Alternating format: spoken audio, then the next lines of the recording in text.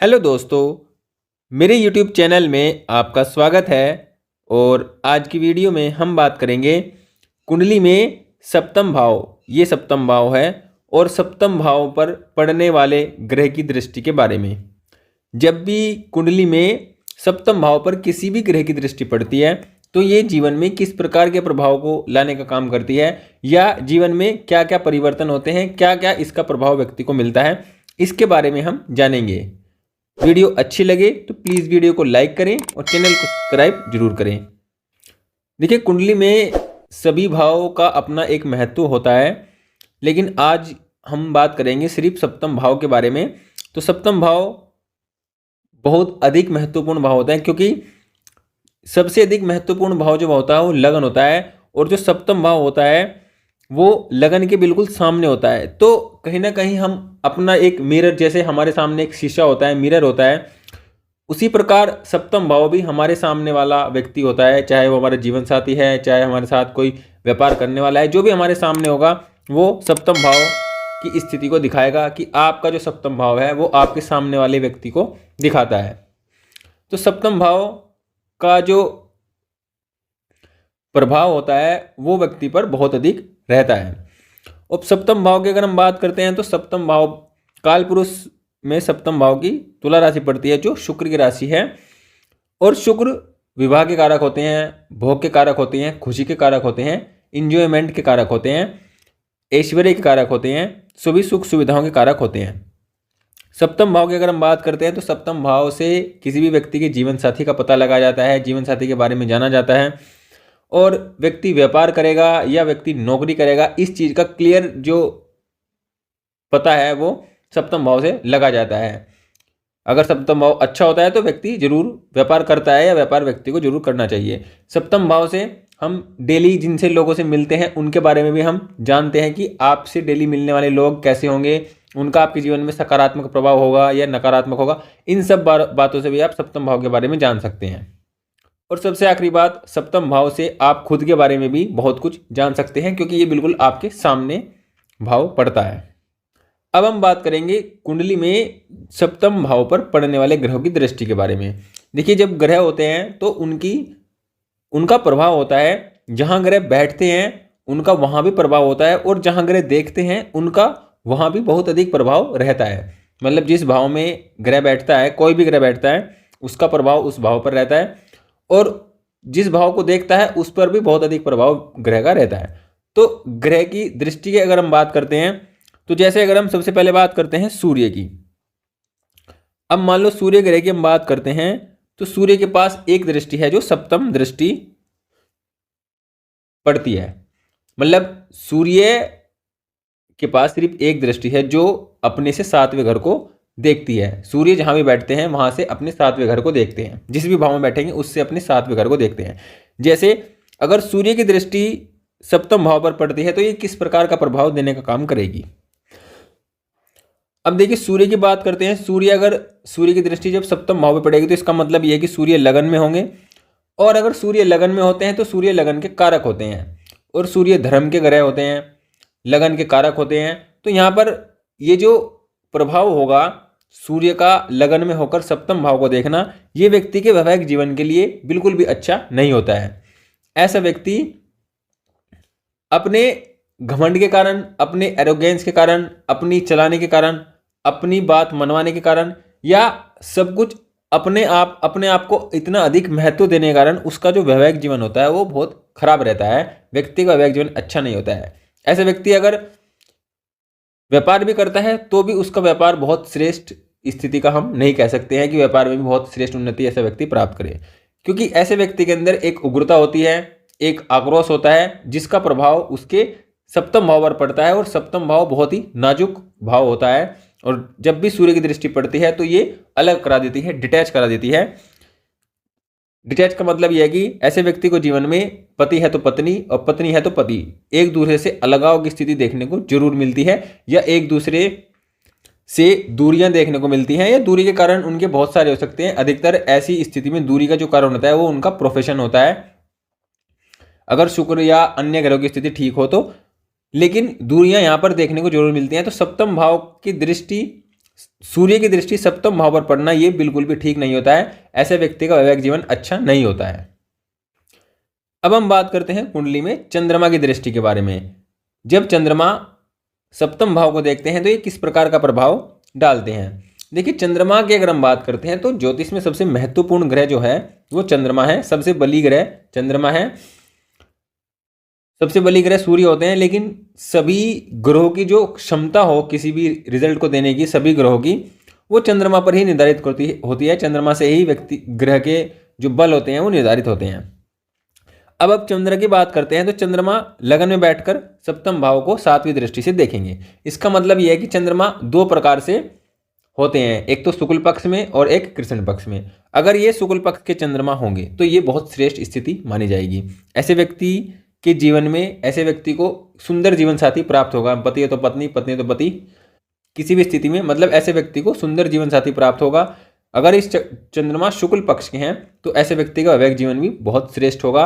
ऐसे व्यक्ति का वैवाहिक जीवन में किसी अन्य प्रकार की जो समस्याएं होती हैं वो उसको उतना प्रभावित नहीं करती हैं, क्योंकि व्यक्ति का जो मन होता है, उसकी सूझबूझ होती है, वो बहुत श्रेष्ठ होती है। और सप्तम भाव पर पड़ने से इसमें सप्तम भाव में व्यक्ति के जो जीवन साथी के प्रति बात करने का तरीका, बोलने का तरीका, यह एक जो दृष्टिकोण होता है वो बहुत ही सौम्य होता है, क्योंकि चंद्रमा की दृष्टि सौम्यता को भर देती है। तो ऐसे व्यक्ति व्यापार में भी सफल होता है। ऐसे व्यक्ति का जो वैवाहिक जीवन होता है वो भी अच्छा होता है। और व्यक्ति अपने वैवाहिक जीवन में हर प्रकार की खुशी का आनंद उठाता है, हर प्रकार की स्थितियों को अपने जीवन में सुखपूर्ण से लेता है। मतलब सुख का 4 नंबर की राशि चंद्रमा की होती है। मतलब काल पुरुष में चतुर्थ भाव चंद्रमा के पास है, तो कहीं ना कहीं सुख का संबंध भी चंद्रमा से होता है।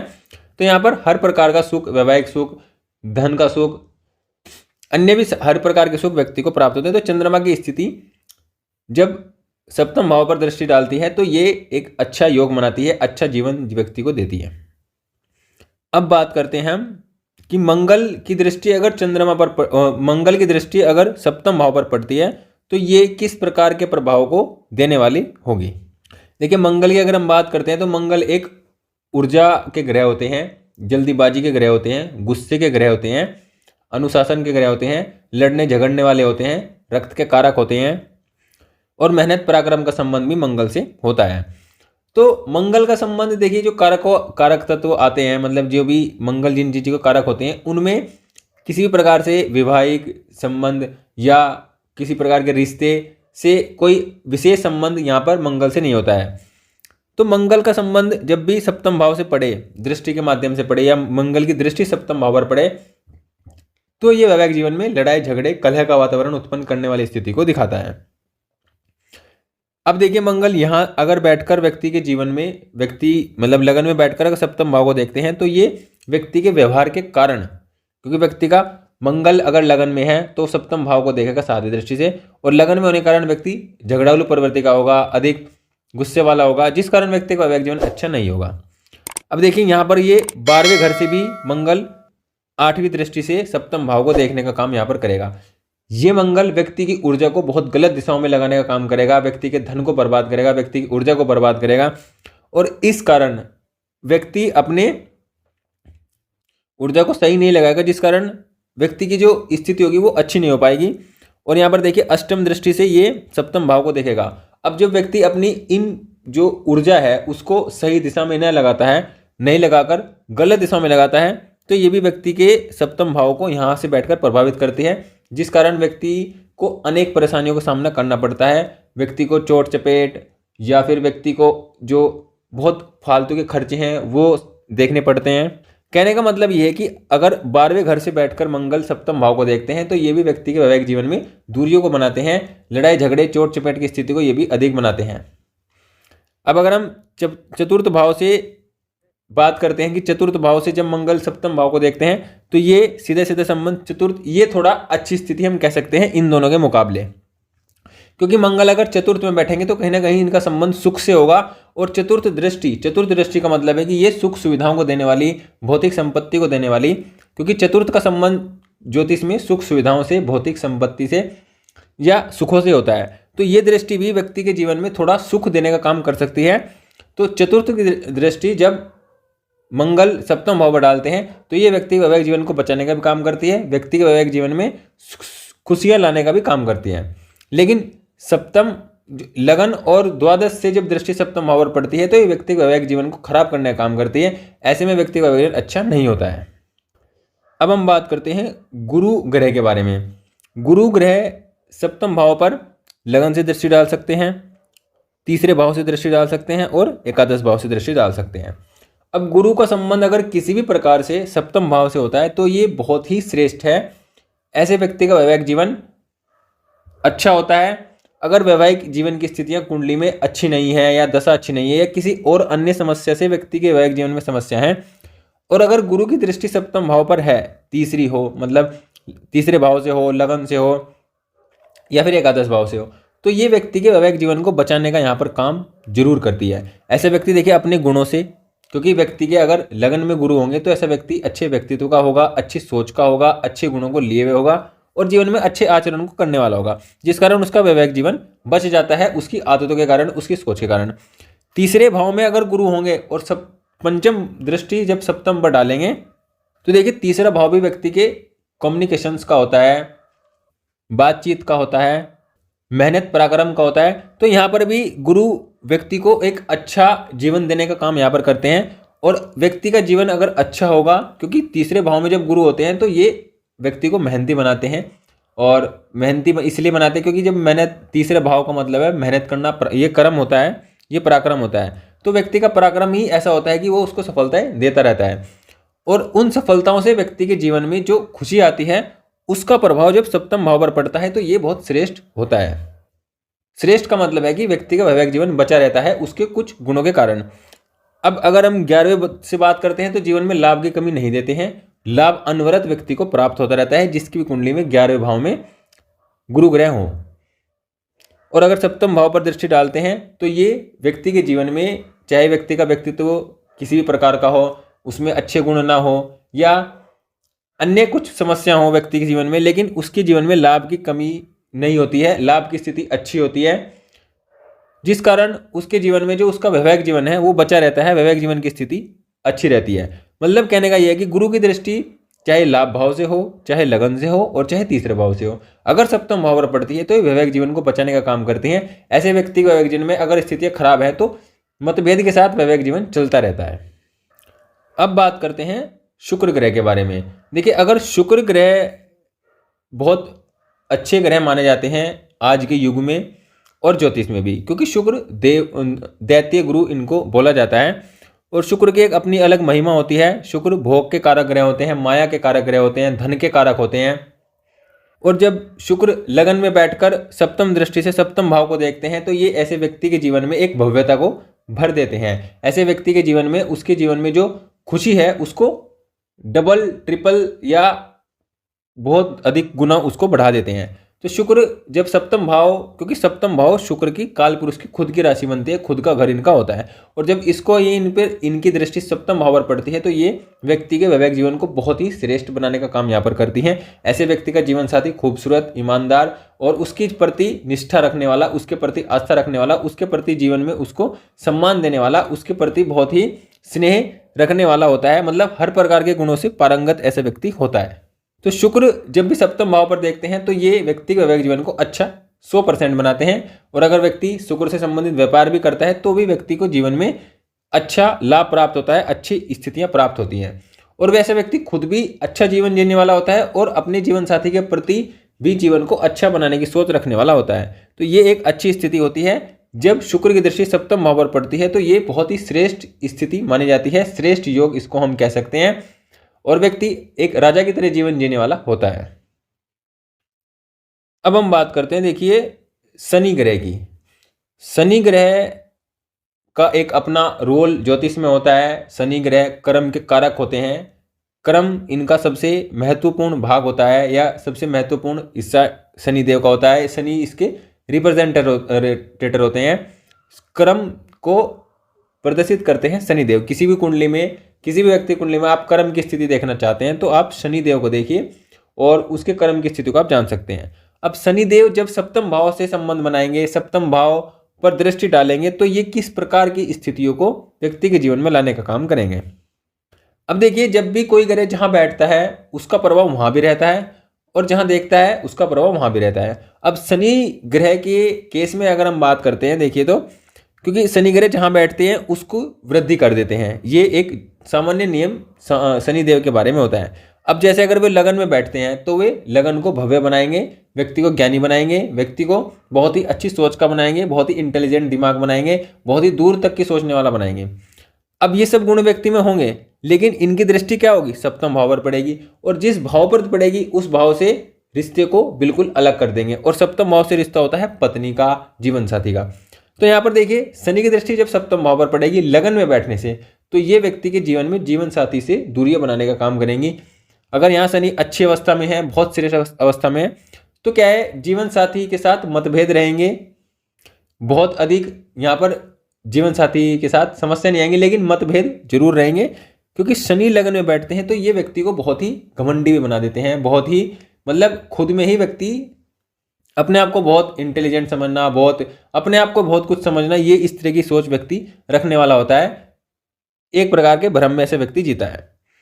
तो सप्तम भाव पर जब दृष्टि डालते हैं तो ये अच्छा नहीं होता है, व्यक्ति के वैवाहिक जीवन में बहुत समस्या देता है। व्यक्ति के जीवन में चाहे कार्य क्षेत्र को लेकर ऐसे व्यक्ति के जीवन में समस्या हो सकती है, धन को लेकर समस्या हो सकती है। तो मतलब सभी का प्रभाव व्यक्ति के सप्तम भाव पर पड़ता है, जो व्यक्ति के वैवाहिक जीवन को खराब करने का काम करता है।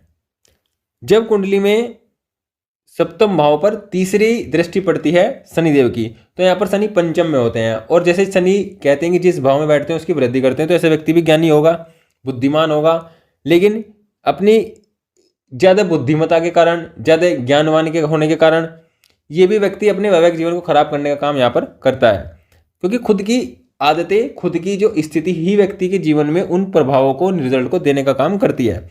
तो शनि की दृष्टि जब तीसरी दृष्टि सप्तम पर पड़ेगी तो ये भी व्यक्ति के जीवन में वैवाहिक जीवन को खत्म करने का काम करेगी। वैवाहिक जीवन में पूरी तरह से वैवाहिक जीवन को यहाँ पर सुचारू व अच्छा चलाने का काम नहीं करेगी, मतलब व्यक्ति का वैवाहिक जीवन अच्छा नहीं होगा। व्यक्ति को व्यापार में भी समस्या आएगी, अगर व्यक्ति व्यापार करेगा तो भी समस्या आएगी। व्यक्ति का व्यवहार भी दूसरों के प्रति बहुत श्रेष्ठ नहीं होता है, शिष्टाचार की भी कमी ऐसे व्यक्ति के अंदर होती है। मतलब ऐसे व्यक्ति 2, 4, 10 लोगों में बैठकर अपनी बात को बहुत अच्छे से नहीं कह पाता है, अभिव्यक्ति कमी भी ऐसे व्यक्ति के अंदर होती है। ऐसा व्यक्ति अंदर से बहुत अच्छा होता है, लेकिन उसका जो सामने प्रेजेंट करने का तरीका, बोलने का तरीका और उसके खुद के गुण जो होते हैं दूसरों के प्रति, वो व्यक्ति सामने वाले को कुछ अलग ही विचित्र लगते हैं, विचित्र तरह के प्रदर्शित होते हैं, जिस कारण व्यक्ति का जो वैवाहिक जीवन है वो खराब होता है। व्यक्ति जिनसे बोलता चालता है उनसे भी बहुत संबंध बहुत श्रेष्ठ यहाँ पर नहीं होता है।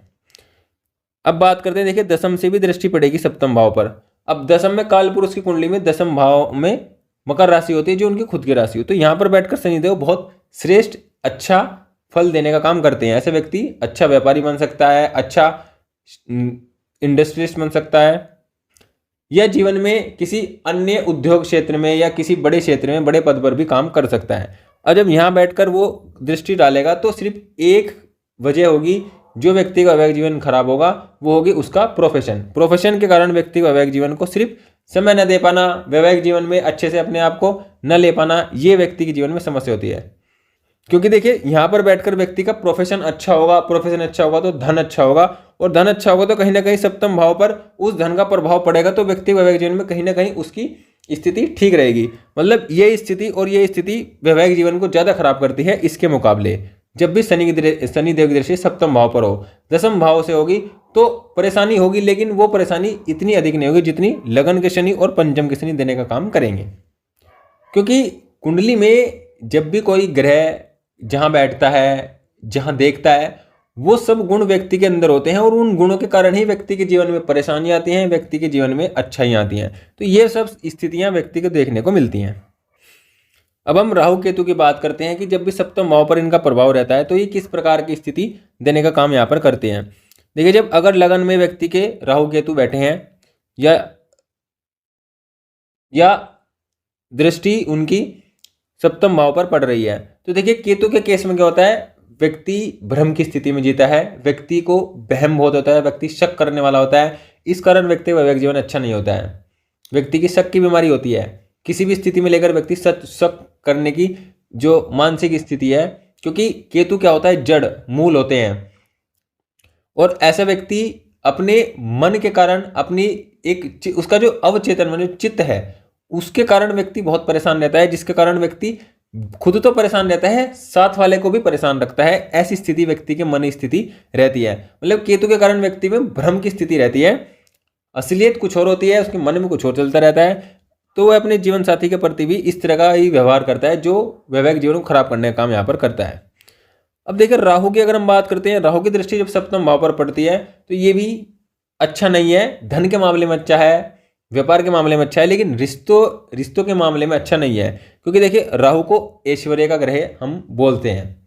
राहु की जो कारकत्व होते हैं वो आज के समय में अधिक बढ़ रहे हैं, जैसे कि राजनीति है, इलेक्ट्रॉनिक मीडिया है, या जितने भी मोबाइल, कंप्यूटर, लैपटॉप, ये सब क्या है, राहु से द्वारा देखे जाने वाले या राहु से जोड़ने वाली सब चीजें हैं। अब राहु इन चीजों का कारक है, तो जब राहु की दृष्टि सप्तम भाव पर पड़ेगी तो ऐसे व्यक्ति के जीवन में इन चीजों से संबंधित वैवाहिक जीवन समस्या आती है। मतलब क्योंकि देखिए राहु चीटिंग का भी कारक है। मतलब जो चीटिंग होती है, जो धोखा होता है, धोखे में भी राहु सर्वोपरि होता है। मतलब धोखा देना या धोखे जैसी स्थिति अपने दिमाग में चलाना, या किसी को धोखा देकर अपना फायदा ले लेना, किसी भी प्रकार से अपना फायदा उठाना, अपने सुखों के बारे में सोचना, सब कुछ अपना होना, ये सब स्थिति राहु की होती है। और राहु का प्रभाव जब सप्तम भाव पर इस प्रकार पड़ता है तो व्यक्ति धोखेबाज भी हो सकता है, ऐसी स्थिति हो सकती है, क्योंकि राहु धोखे का कारक ग्रह माना जाता है। तो राहु के कारण भी व्यक्ति की जो दिमाग होता है, दिमाग बहुत तेज होता है ऐसे व्यक्ति का, लेकिन बहुत तेज दिमाग होने के कारण भी व्यक्ति का जो वैवाहिक जीवन है वो भी अच्छा नहीं होता है। व्यक्ति वैवाहिक जीवन में समस्या यहाँ पर रहती है। समस्या रहने का मतलब है कि खुद का व्यवहार ही व्यक्ति का इस प्रकार का होता है कि व्यक्ति के वैवाहिक जीवन को ऐसा व्यक्ति खराब करता है। क्योंकि राहु की स्थिति ऐसी होती है कि वो जब भी जहां भी बैठता है, जहां भी देखता है, उन चीजों को बढ़ाने का, उन चीजों को अधिक से अधिक पाने की जो स्थिति है, मन की स्थिति, उसको बढ़ा देता है। जैसे कि सप्तम भाव पर, तो सप्तम भाव से संबंधित जिज्ञासा, सप्तम भाव से संबंधित जो पाने की जो चीजें हैं उनको बहुत अधिक बढ़ा देता है। तो ऐसा व्यक्ति क्या है कि बहुत अधिक संभावना होती है कि ऐसा व्यक्ति फिर जब इन चीजों के लिए बहुत अधिक प्रयास रह जाता है, क्योंकि ऐसे व्यक्ति के मन में जहां राहु का प्रभाव रहता है, ऐसे व्यक्ति के मन में उस तरह की चीजें बहुत अधिक चलती रहती हैं। और जब चलती रहती हैं तो राहु उनके प्रति, तो व्यक्ति उनके प्रति क्रिया करता है, एक्ट करता है। तो जिस कारण व्यक्ति कुछ ऐसे एक्ट कर सकता है, या ऐसे व्यक्ति एक्ट करता है जो व्यक्ति के वैवाहिक जीवन को खराब करने का काम करते हैं। चाहे राहु तीसरे से देखें, चाहे लगन से देखें, चाहे एकादश से देखें, यहाँ पर राहु वैवाहिक जीवन को खराब करने का काम करने का स्थिति करते हैं। इसका मतलब ये नहीं है कि 100% यहाँ पर खराब ही होगा। देखिए स्थिति भाव, भावकारक, भावेश तीनों पर निर्भर करती है, शुक्र पर निर्भर करती है। उसके बाद जब सारी स्थितियां एक तरफ निकल रही हो तब जाकर व्यक्ति के किसी एक कंक्लूजन पर पहुंचा जाता है। लेकिन साधारणतः अगर हम राहु की बात करते हैं तो ये वैवाहिक जीवन के लिए अच्छा नहीं होता है। वैवाहिक जीवन में तमाम तरह की समस्याएं देने का काम ये करता है। तो इस प्रकार हमने आज की वीडियो में जाना सभी ग्रहों का जो दृष्टि का प्रभाव है सप्तम भाव पर वो कैसा रहेगा, इस बारे में जाना। अगर वीडियो आपको अच्छी लगी हो तो प्लीज़ वीडियो को